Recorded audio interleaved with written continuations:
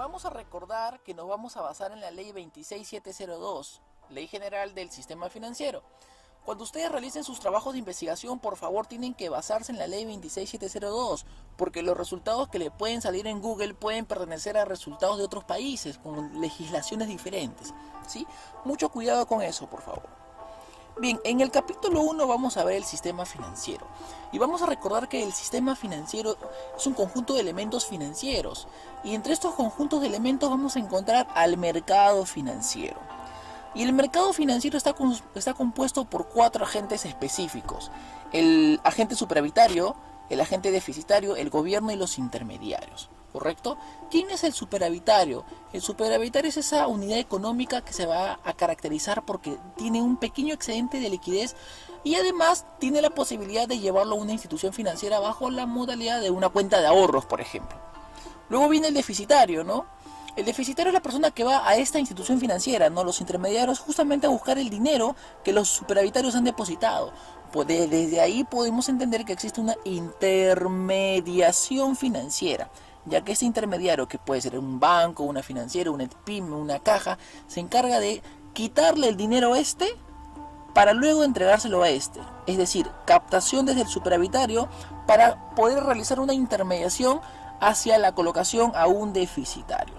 Todo este proceso es entre estos 3 elementos, entre estos 3 agentes del mercado financiero, están supervisados y regulados por el gobierno.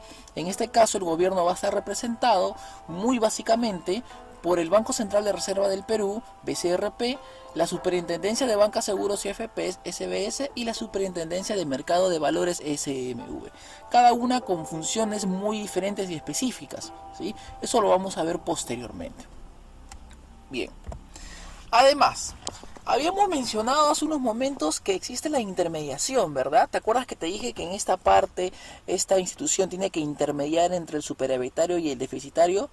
Pues así es. ¿Qué es la intermediación? La intermediación es el proceso de canalización de recursos. Existen 2 tipos de intermediación. La intermediación indirecta, que es cuando el superavitario y el deficitario no tienen contacto directo, y la intermediación directa, que es cuando el superavitario y el deficitario sí tienen un contacto directo, ¿correcto? Ahora, en esta intermediación indirecta va a trabajar básicamente el mercado monetario, mientras que en la intermediación directa es un tipo de intermediación utilizado por un mercado específicamente de capitales. Bien. ¿Cuál es la diferencia entre ambos tipos de mercados? Bueno, pues que en el mercado monetario es el mercado que tú conoces, donde vas al banco, abres tu cuenta de ahorro, puedes pedir una tarjeta de crédito, consultas tu saldo, llamas a la banca por teléfono, e inclusive, si te preparas bien, puedes trabajar aquí como cajero, como analista de créditos, como funcionario de negocios, ¿no? Como gerente de una oficina.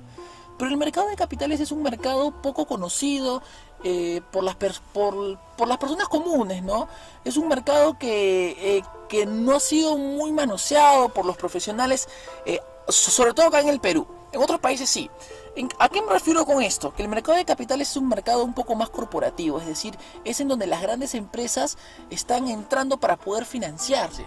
Aquí me refiero a que puede entrar, por ejemplo, la corporación Cencosud, ¿no? Centros Comerciales Sudamericanos. Si necesita un pequeño financiamiento de unos 100 millones de dólares, no va a ir a un banco a pedir dinero, a pedir prestado. Lo que hace es ir al mercado de capitales y va a vender su propio patrimonio a través de acciones, o va a endeudarse, ¿sí?, a través de la emisión de bonos. A eso me refiero. Vamos a ir específicamente, ¿sí?, a ver los ejemplos. Aquí está el concepto, la parte teórica del mercado monetario y el mercado de capitales, ¿no? Un mercado monetario es un espacio físico o virtual. ¿Por qué físico? Porque encontramos los bancos, por ejemplo, que son físicos, no agencias físicas, o virtuales como los canales de atención del BCP, sin ir al BCP, como la banca móvil, la banca por internet, la banca por teléfono. En donde superavitarios y deficitarios, que son los agentes económicos, uno tiene un superávit de liquidez y el otro tiene un déficit de liquidez, ¿sí? Ofertan y demandan dinero o monedas, ¿no? Se le llama mercado monetario o mercado de dinero. Y luego tenemos el mercado de capitales. Este mercado de capitales es un poco más virtual que físico, porque acuérdate que cuando un inversionista desea comprar bonos y acciones, lo hace a través de la Bolsa de Valores de Lima, que es una bolsa de valores virtual, ¿no?, para hacer este tipo de transacciones. Y es en donde inversionistas y emisores de valores, aquí ya está cambiando un poco la terminología, ya no se le dice superavitario y deficitario, sino que a la persona que tiene el superávit necesario para poder invertir se le llama inversionista. Y al agente económico que necesita este dinero, como por ejemplo, ¿no?, Cencosud, que estoy diciendo que está saliendo a vender acciones. Cencosud necesita estos 100 millones de dólares, se le llama emisor de valores. ¿Por qué? Porque está emitiendo estos valores, estas acciones, ¿no? Van a intercambiar valores mobiliarios como acciones y como bonos. Ahora, esta es la intermediación financiera indirecta dentro del mercado monetario. En el mercado monetario nosotros vamos a encontrar dos sistemas más, subsistemas, el sistema financiero bancario y el sistema financiero no bancario. Acuérdate que el sistema financiero bancario está conformado por todos los bancos del Perú y el sistema no bancario está conformado por todas las instituciones del Perú que parecen bancos pero que no lo son. ¿Y por qué la diferencia? Porque si ambas realizan las mismas operaciones u operaciones muy similares, depósitos y captaciones, la diferencia es el patrimonio. El patrimonio y algunos tipos de operaciones especializadas que no pueden o no están autorizadas a realizar. ¿Correcto? En cambio, los bancos sí son empresas financieras de operaciones múltiples, porque realizan todas las operaciones. Realizan factoring, realizan leasing, avance en cuenta, sobregiro en cuenta, ¿sí? Mientras que estas instituciones no, algunas son especializadas, ¿sí? Entonces, en el sistema bancario encontramos al Banco Central de Reserva del Perú, que es el banco de los bancos, encontramos al Banco de la Nación, que es la banca pública, y a todos los bancos privados, ¿sí? ¿Cuáles son los bancos privados? El Interbank, el Scotiabank, el BCP y el Banco Continental, que es el top of mind aquí en el Perú, ¿no? Las cuatro primeras marcas posicionadas en la mente del consumidor. Y luego tenemos las sucursales de los bancos en el exterior. En este caso estaríamos viendo, por ejemplo, Interbank o el BCP o el Continental tienen sucursales en el extranjero para que nosotros como clientes no nos limitemos a estar aquí en el Perú, sino que si vamos a viajar también tengamos agencias allá en donde podamos realizar ciertos trámites, ¿sí? Entonces esa es la banca, ese es el sistema financiero bancario. Ahora, las instituciones que se parecen a los bancos, pero que por patrimonio y operaciones especializadas no llegan a ser bancos, están las empresas financieras como Financiera Crediscotia, entidades de desarrollo para la pequeña y microempresa, las EDPYME. Proempresa fue una muy buena EDPYME. Luego tenemos a las cajas municipales de ahorro y crédito, las cajas rurales de ahorro y crédito y las cajas municipales de crédito popular. Ejemplo, tenemos a Cajas Fiana, Caja Tacna, Caja Arequipa, ¿no? Y Caja Primera, ¿no?, como caja rural de ahorro y crédito. Eso es el mercado monetario, ¿sí? Vamos a ver un gráfico del mercado monetario, el gráfico de la intermediación. A esto me refiero. Aquí tenemos al agente deficitario. Necesita dinero, va al banco a pedir un préstamo, ¿sí? Pero para que el banco le pueda dar este préstamo al deficitario, el banco primero se tiene que prestar del superavitario. El superavitario, por decir, ¿no?, llega y le da su plata al banco, bajo la modalidad de depósito a plazo fijo, lo guarda. Y luego el banco esa misma plata se lo presta al agente deficitario. Eso se llama intermediación indirecta. ¿Por qué indirecta? ¿Por qué? Porque la plata del superavitario la está utilizando el deficitario, ¿correcto? Pero el deficitario nunca va a saber quién le dio la plata. Y el superavitario nunca va a saber a quién se le entregó. Por eso es un contacto indirecto, porque en el centro hay un intermediario. A eso nos referimos con intermediación financiera indirecta. Pasamos al mercado de capitales. Acuérdate que el mercado de capitales utiliza un sistema de intermediación directo. ¿Por qué directo? Porque aquí son los grandes ejecutivos, los grandes directores, gerentes que negocian de manera directa. En el mercado de capitales vamos a encontrar el mercado de valores, y dentro del mercado de valores encontramos el mercado primario y el mercado secundario, ¿no? Primario y secundario, más que nada nos referimos con estos mercados al mercado primario. Es aquel mercado en donde se va a emitir por primera vez un valor mobiliario. Y el mercado secundario es donde se va a vender el valor emitido en el mercado primario. ¿Correcto? Este mercado es muy específico, es muy especial. ¿Por qué especial? Acuérdate que si yo soy una persona natural y quiero un préstamo de 1000 soles, voy a un banco. Pero si soy una persona jurídica, como por ejemplo WON o Metro o Totus y necesita un financiamiento, probablemente pueda acudir a una institución financiera, ¿no? Pero no es lo que se da, no es lo que se acostumbra, no es cómo funciona el sistema. ¿Cómo hace Totus para poder financiarse? No va al mercado monetario. Aquí no, para nada. En este mercado monetario no trabaja aquí. ¿Dónde trabaja? Trabaja en el mercado de capitales. ¿Qué hace Totus? Su patrimonio lo divide en acciones y esas acciones las vende. Por decirte, cada acción las va a vender en 10 soles cada acción. Si necesita 100 mil millones de soles, tiene que vender la cantidad necesaria de acciones multiplicadas por 10 para que llegue al importe de 100 mil millones de soles. Y esa persona que compró sus acciones va a ser accionista de Totus, es decir, es un inversionista por ejemplo, un inversionista de Totus por el 0.008%, porque es la cantidad de acciones que ha comprado. ¿Sí? Ese es el mercado de capitales. Ahora, acuérdate que el mercado de capitales es mucho más riesgoso que el mercado monetario, porque en el mercado monetario, si uno guarda su dinero, está protegido por muchos elementos, pero en el mercado de capitales, si uno invierte, se estaría convirtiendo en dueño de Totus, y si Totus quiebra, los dueños también quiebran, pues por lo tanto no tienes derecho a reclamar. ¿Sí? Esa es una gran diferencia, el riesgo y la rentabilidad. Aquí tenemos un esquema muy bonito sobre la intermediación financiera directa. Mira, en el esquema anterior había un intermediario en el centro, aquí ya no. Aquí el deficitario y el superavitario están negociando de manera directa los bonos y las acciones, que son los valores mobiliarios, ¿no? Entonces el deficitario, vamos a suponer que sea Totus, ¿no? Le dice al superavitario, que es un inversionista X, ¿no? Alguien que es muy rico, que tiene mucho dinero, tiene más dinero que Totus inclusive. Entonces Totus conversa, se sientan a dialogar en una mesa muy bonita con el inversionista que tiene mucho dinero, ¿no? Y le dice, ¿sabes qué? Inversionista, necesito 100 millones de dólares. Y el inversionista le dice, ok, te lo voy a prestar. Y el inversionista le presta, ¿no? Le presta los 100 millones de dólares y Totus le emite un papel, y en ese papel indica que el inversionista le está prestando los 100 mil millones de dólares, ¿sí? Ese papel puede ser un bono o puede ser una acción, desde el concepto más básico, el más simple, ¿sí? No se olviden que de todas maneras cualquier consulta que ustedes tengan la pueden realizar a través de Hablemos de Banca, por favor. Siempre voy a estar contestando. En algún momento me demoraré, probablemente no vea tu publicación, pero siempre por favor comenta, ¿sí? Ahora vamos a ver a las empresas calificadoras de riesgo. ¿Por qué estamos viendo empresas calificadoras de riesgo? Porque estas empresas se van a encargar de calificar el riesgo, como te estaba indicando, pero se encargan de calificar el riesgo especialmente en los mercados de capitales. Riesgo país, por ejemplo, ¿sí? Estas empresas van a trabajar en el mercado de capitales, ¿para qué? Ayudando a los inversionistas. Aquí tenemos un ejemplo de una empresa calificadora de riesgos que es Standard & Poor's.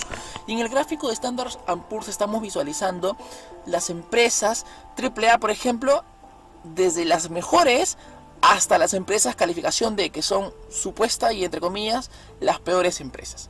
No solamente empresas, sino también países. Al Perú se le puede calificar como AAA, como AA+, como AA, como AA-, como A+, como A, como A-, como BBB+, triple B o triple B-, dependiendo de su capacidad de respuesta, de su capacidad de liquidez, de su capacidad de afrontar sus pasivos, sus deudas, ¿sí? Entonces, la calificadora Standard & Poor's, ¿qué hace? Se encarga de hacer un análisis profundo de los estados financieros, de las deudas y en general de los ratios, ¿sí? Hacer un análisis y sacar una conclusión y un entendimiento de los ratios de las principales empresas que cotizan en la bolsa de valores y de los países en el mundo para poder calificarlos. Cuando un inversionista tenga la necesidad de invertir en una empresa, pues que tenga la certeza de que Standard & Poor's lo está ayudando de la mejor manera. Te pongo un ejemplo. Tú eres rico, eres millonario y se te presenta dos empresas importantes. Se te presenta Won y se te presenta Vivanda, ¿correcto? Una de capital extranjero y otra de capital peruano. ¿A quién le prestarías tú el dinero? Si ambas te están pidiendo la misma cantidad, 100 millones de dólares. ¿A quién le prestas?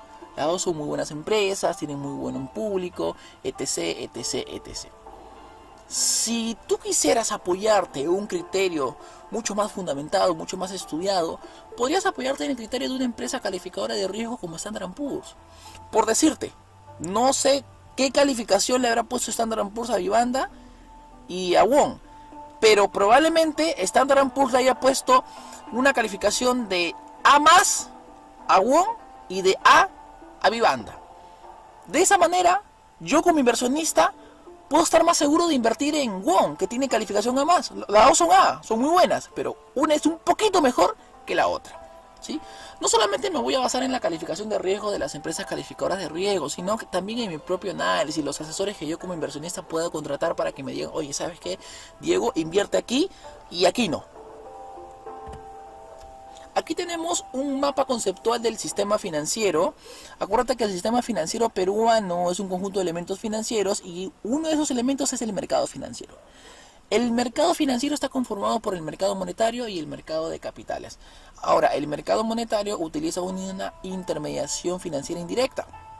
Acuérdate, ¿por qué es indirecta? Porque el superavitario y el deficitario no se conocen.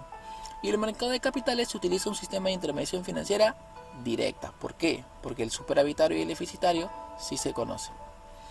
Ahora, el mercado monetario tiene dos sistemas más, el sistema bancario y el sistema no bancario.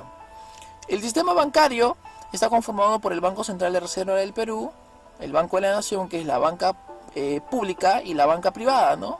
Que es el BCP, el Scotiabank, el Continental, el Interbank, el Banbif, el Citibank, el Banco de Comercio y todos los bancos. Y el sistema no bancario está conformado por empresas financieras, las financieras, las SPIM y las cajas. Y luego el mercado de capitales incluye el mercado de valores, y el mercado de valores está formado por el mercado primario y el mercado secundario, ¿correcto?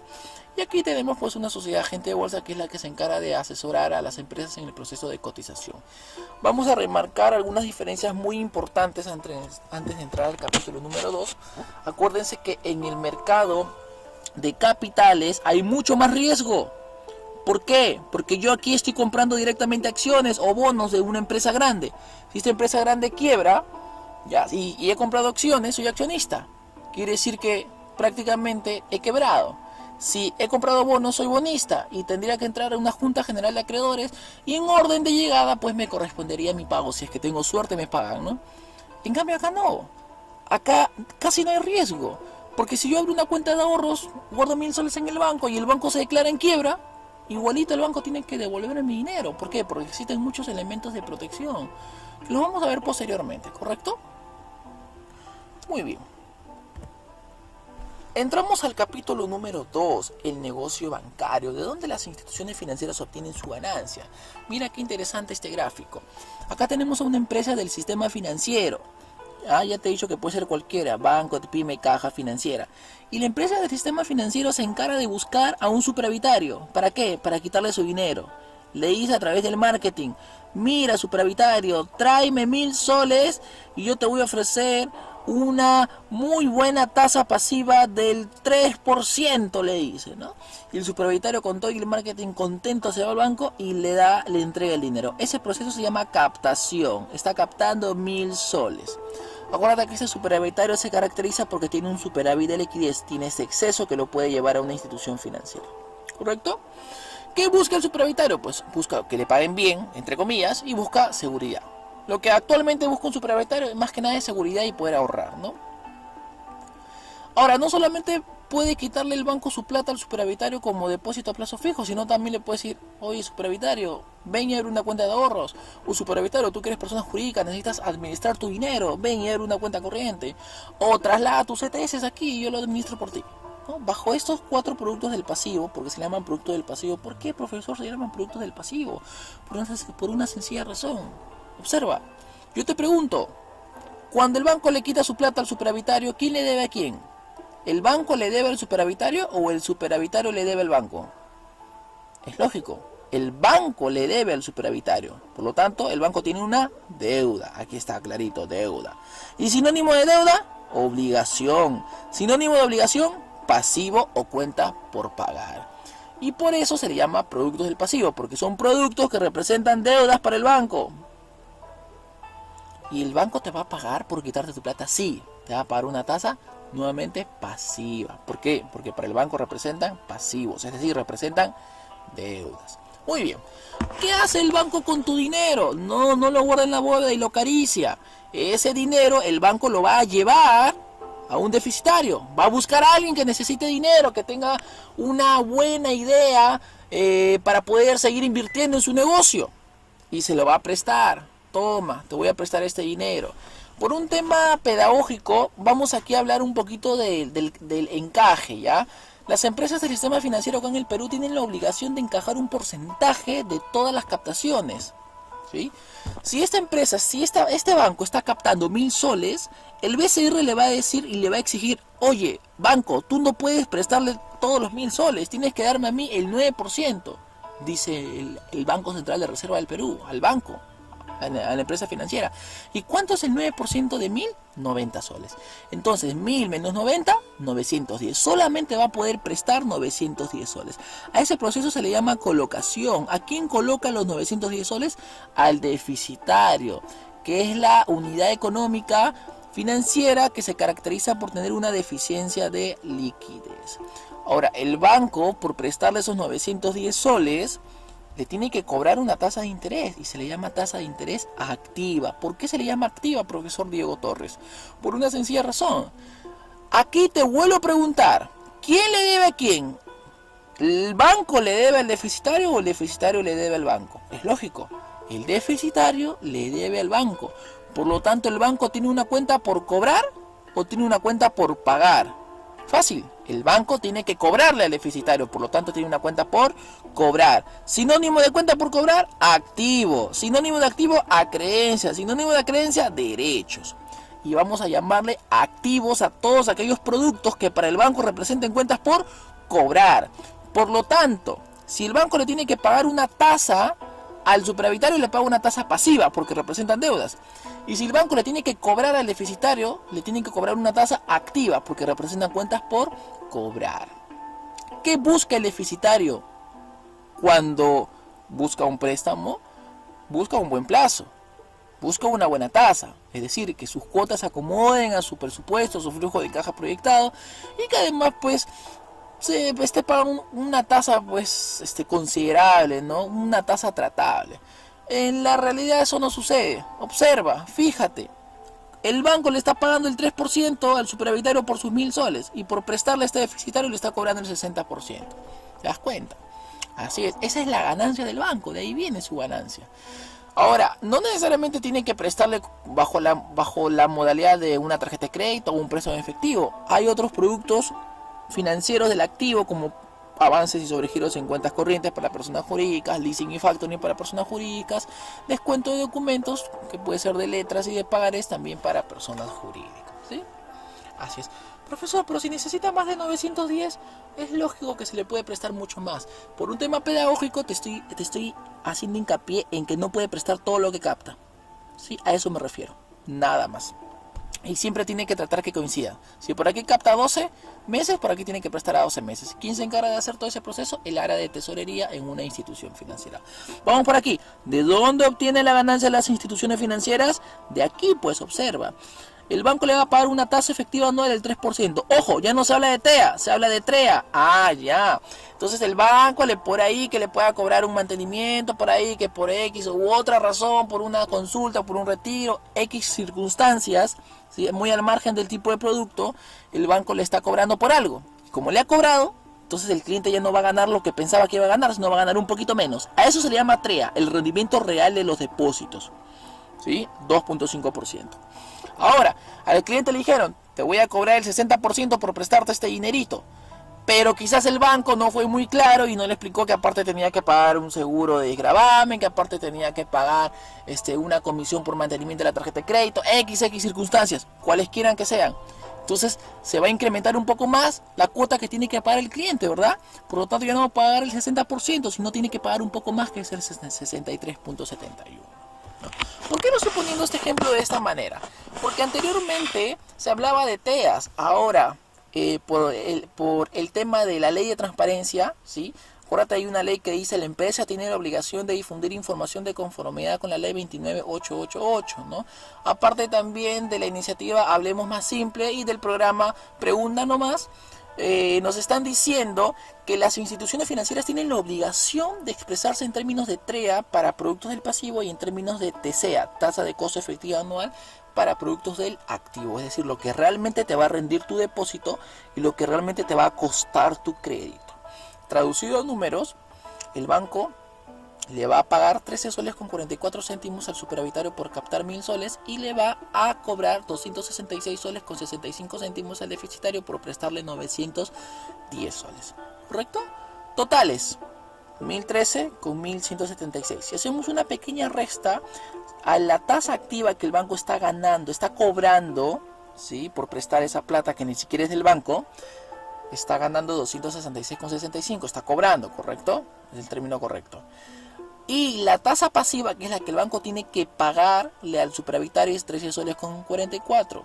La tasa activa menos la tasa pasiva es igual a 253 soles con 21 céntimos, que es lo que el banco está ganando. Esta es la ganancia del banco.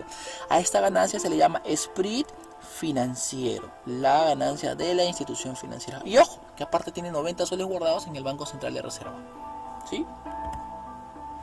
Nuevamente estamos aquí en TCA. La TCA, la tasa de costo efectiva anual, es lo que te cuesta un crédito. Es decir, si el crédito tiene una tasa de interés del 60%, entre comisiones y gastos, un segurito por acá, un mantenimiento por acá, se suma esto a la TEA y te sale la TCA. Y al final terminas pagando un poco más. ¿En qué viene la TEA?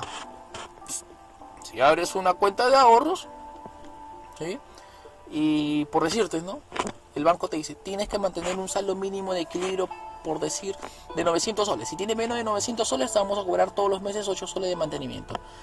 El rendimiento sería negativo en ese caso. Si tú tienes menos de 900, el rendimiento sería negativo.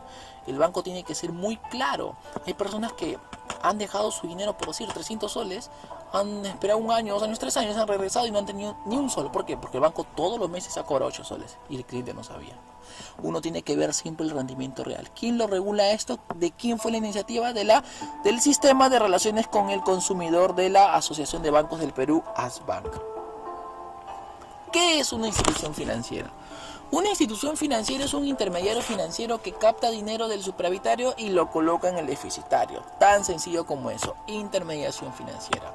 Y esta parte es fundamental. A veces quizás uno piensa, ¿no?, el banco paga el sueldo de sus trabajadores con la plata que obtiene de las cuentas de ahorros. No es así. La plata que el banco obtiene de las cuentas de ahorro de los superavitarios lo utiliza solamente para colocar, para dar créditos. Nada más, no hay otra forma. Y a la diferencia, es decir, a la tasa activa menos la tasa pasiva, es decir, de lo que gano por quitarle un dinero a uno y por darle el dinero al otro, a mi spread financiero, de ese spread financiero, más mis comisiones por servicios diversos, esa es mi ganancia real. Y esa ganancia la voy a utilizar como capital, ¿para qué? Para poder invertir en sueldos a mis trabajadores y para poder, pues, construir edificios, agencias, agentes y todo lo necesario para que pueda funcionar. No se mezclan los orígenes de fondos. Muy bien, ¿cuáles son las funciones de la institución financiera? Pregunta de examen. Función crediticia. ¿Qué significa la función crediticia? Pues que la institución financiera tiene que dar créditos. Tan sencillo como eso, tiene que hacer préstamos. Función de captación de ahorros. ¿Qué quiere decir esta función? Que tiene que captar dinero. Pues la institución financiera tiene que captar dinero del superavitario para poder prestarlo al deficitario. Seguridad en los depósitos. Tiene que cuidar muy bien tu dinero a través de diferentes mecanismos, como el secreto bancario, por ejemplo. Tiene que cuidar tu dinero a través del encaje bancario.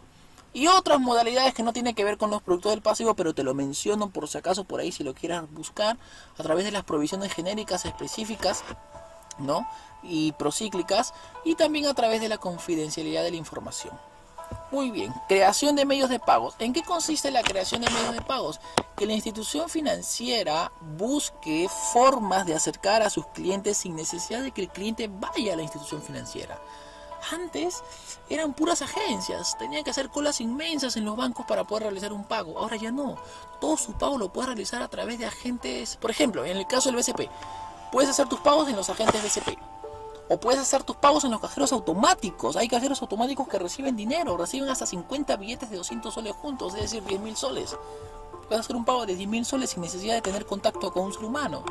Puedes abrir una cuenta de ahorro sin necesidad de tener contacto con un ser humano, con la plataforma virtual, en 3 minutos, solamente con tu huella digital. No necesitas más, ¿sí? Puedes hacer tus consultas a través de la banca móvil, a través de la banca telefónica, a través de la banca por internet. Es decir, Hago todo lo que podría hacer normalmente en una agencia bancaria, pero sin ir a la agencia bancaria, ¿sí? Y además intermediación en los pagos. ¿Qué es intermediación en los pagos? Fácil, pago de servicios. Yo tengo mi celular, mi línea postpago de Entel, que pago 99 soles mensual. Pero como Entel me queda a 1 hora de mi casa y está lejos la oficina, pues mejor no pago en Entel y lo pago en el agente BCP que está al costado de mi casa. Solamente voy, pago 1 sol de comisión y con eso me estoy ahorrando el pasaje y el tiempo. ¿Qué hace la institución financiera? El BCP entonces recibe los 99 soles de Entel y el sol adicional de comisión. El sol que le dice de comisión es del banco y los 99 soles el banco se los manda a Entel. Eso se llama intermediación de pagos. Operaciones financieras. ¿A qué nos referimos con operaciones financieras? Ya lo hemos visto en las láminas anteriores. Son todas las operaciones que una institución financiera realiza. Se divide en 3 grandes grupos: las fundamentales, que son las más importantes, las que complementan a las más importantes y todas las demás, ¿sí? ¿Cuáles son las fundamentales? Las pasivas y las activas, lógicamente. ¿Cuáles son las pasivas? Las que para el banco representan deuda. Cuando tú vas y abres una cuenta de ahorros, tú le estás dando tu plata al banco. Es decir, el banco tiene una deuda contigo. Cuando abres una cuenta corriente, le estás dando tu plata al banco, es decir, el banco te debe. Y así sucesivamente con depósito a plazo fijo, CTS y bonos. CTS es una cuenta de compensación por tiempo de servicio. ¿Cuáles son las operaciones activas? Aquellas operaciones, pues, mediante el cual el banco te presta dinero. Y aquí ya tú le deberías al banco. Las que hemos mencionado sobre giro en cuenta corriente, avance en cuenta corriente, descuento de letra y pagaré, a préstamos y créditos, factoring y leasing. Todos estos de aquí son créditos activos, productos activos igual a créditos, productos pasivos igual a ahorros. Nuevamente, las fundamentales, activos, créditos, fundamentales, pasivos, ahorros, son sinónimos. Ahora, ¿cuáles son las operaciones que complementan a las fundamentales? Son las operaciones conexas o contingentes, aval bancario, carta fianza, crédito documentario, y las operaciones por cuenta de terceros. ¿Cuáles son las operaciones por cuenta de terceros? Para resumir, servicios más que nada. Pago mi luz, pago mi agua, pago mis cosméticos, pago mi universidad, pago mi instituto, mi internet, mi teléfono de casa. Todo lo que sean servicios son por cuenta de terceros. Además de servicios diversos como compra y venta de moneda extranjera, compra y venta de títulos valores, intermediación de pagos y de cobros, ¿no? Y por último, ¿cuáles son las otras operaciones? Voy a poner 2 ejemplos básicos. Transporte de valores, que la institución financiera pueda transportar ciertos valores. Un trabajo similar al que hace, por ejemplo, Prosegur, RMG 4S. Y además, fideicomiso, que es administración de capitales. Capítulo 3, mis estimados alumnos. ¿Se acuerdan que les dije vamos a ver esa parte de las empresas reguladoras más adelante? Sí, aquí lo vamos a ver. ¿Cuáles son las empresas reguladoras y supervisoras del sistema financiero? Es decir, ¿el banco puede hacer lo que le da la gana con la plata del superavitario? No, todo eso está regulado y supervisado. ¿Cuáles son las empresas que se encargan de la supervisión y la regulación? Pues en el mercado monetario tenemos a la Superintendencia de Bancas, Seguros y FPs, SBS. En el mercado de capitales tenemos a la SMV, Superintendencia de Mercado de Valores, que antes se le conocía como CONACEP, ¿no? Comisión Nacional Supervisora de Empresas y Valores. Ya no se le conoce como CONACEP, ahora es Superintendencia de Mercado de Valores. Tiene más relevancia, más importancia.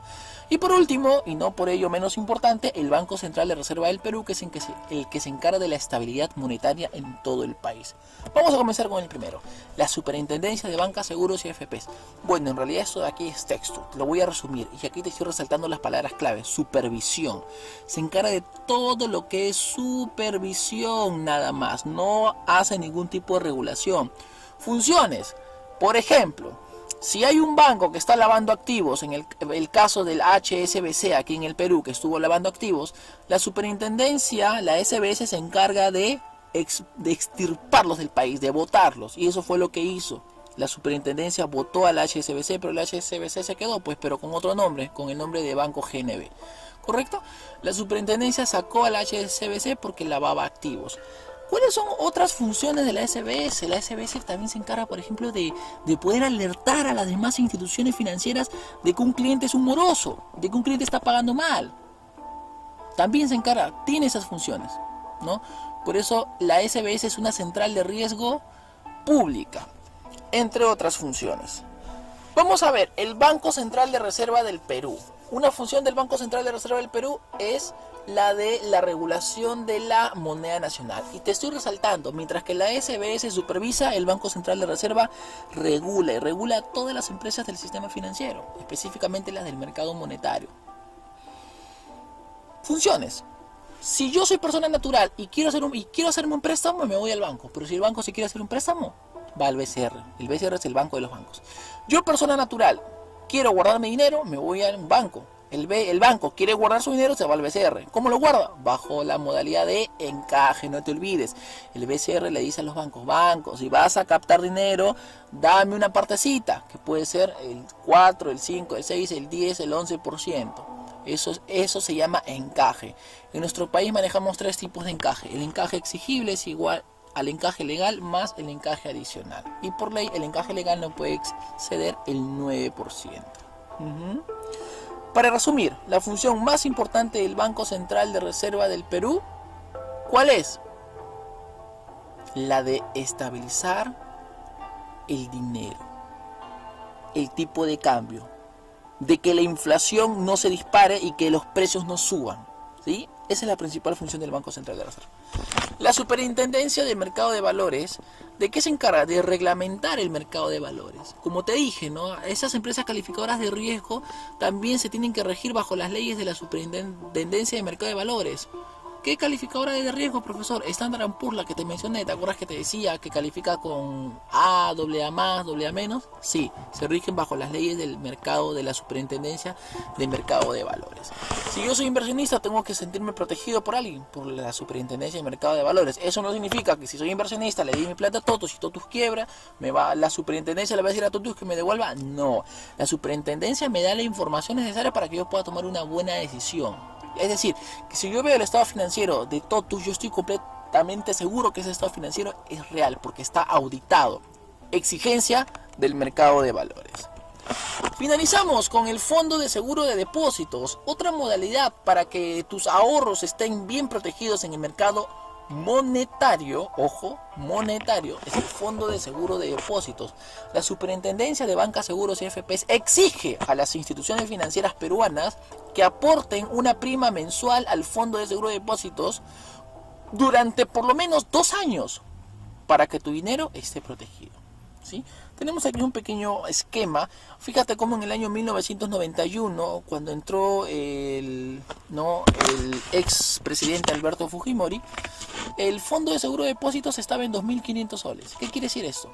Que si tú tenías en el banco guardado 2.000 soles y el banco quebraba, ese banco te podía devolver 2.000 soles. ¿Por qué? Porque estaba coberturado por 2.500. Profe, si tenía 3.000, ¿cuánto me devuelve? 2.500, nada más, perdías 500. Oh, qué pena. Pasaron los años, hasta el año 2015, septiembre y noviembre de 2015, el fondo subió hasta 95.324 soles, ¿te imaginas? Es decir, que si el banco quebraba y tú tenías 90.000 soles guardados, el banco te lo cubría. Profe, si tenías 100.000 soles guardados, no, solo te pagaba hasta 95.324, entonces perdías la diferencia, que eran unos 4.670 y tantos adicional, ¿correcto? La cobertura actual es de 97.529 soles por superavitario. ¿Qué significa esto? Para hacerlo más sencillo, tú tienes tu casa bien bonita y quieres asegurarla, vas a Pacífico y pagas mensualmente una prima para que si ocurre un terremoto, entran y te roben la casa, el seguro te devuelve, ¿verdad? Lo que te roben. Igualito es el banco. El banco, para trabajar bien, va y paga al Fondo de Seguro de Depósitos una prima mensual para que si por ahora el banco quiebra, el Fondo de Seguro de Depósitos le devuelva a su cliente superavitario lo que ha perdido en el banco, ¿sí? Eso es un Fondo de Seguro de Depósitos. Ahora, los bancos no lo hacen porque son buenos, no, lo hacen porque la superintendencia los obliga, la SBS, otra función de la SBS. Capítulo 4, terminología bancaria. Vamos a ver algunas terminologías técnicas básicas que ustedes tienen que saber para estar al tanto con el tema del sistema financiero. Importantísimo, diferencias entre costos, comisiones y gastos, ¿no? Habíamos dicho que, profesor, que la TCEA, sí, la TCEA, uy, se me va la batería. La TCEA, ¿qué es la TCEA? La tasa de costo efectiva anual. ¿Qué significa esto? Que si yo voy a pagar por un crédito una tasa de interés del 60%, adicionalmente tengo otros gastos, tengo mi tarjeta de crédito, el banco me dice, a ver, Señor, ¿usted desea que le enviemos su estado físico, su estado de cuenta físico a la puerta de su casa? Sí. Ya, el banco te tiene que cobrar, ¿verdad? Sí, te cobra. Señor, ¿usted desea un seguro para su tarjeta de crédito en caso le roben o le clonen? Sí, quiero un seguro. El banco te tiene que cobrar por ese seguro. Señor, usted saca la tarjeta de crédito, tiene que pagar una membresía anual. Correcto. Sí, el banco te cobra. Señor, si usted va a usar nuestros cajeros automáticos para retirar dinero, le vamos a cobrar una comisión. Sí, el banco te cobra. Señor, es obligatorio que usted pague un seguro de gravamen. Y el banco te cobra. Señor, si usted va a realizar operaciones en ventanilla, también le vamos a cobrar. Te cobra. Todos esos costos están divididos en dos grandes grupos. Los gastos y las comisiones. ¿Correcto? ¿Qué son los gastos? Los gastos son todos aquellos costos que la institución financiera le paga a un tercero que no sea el banco.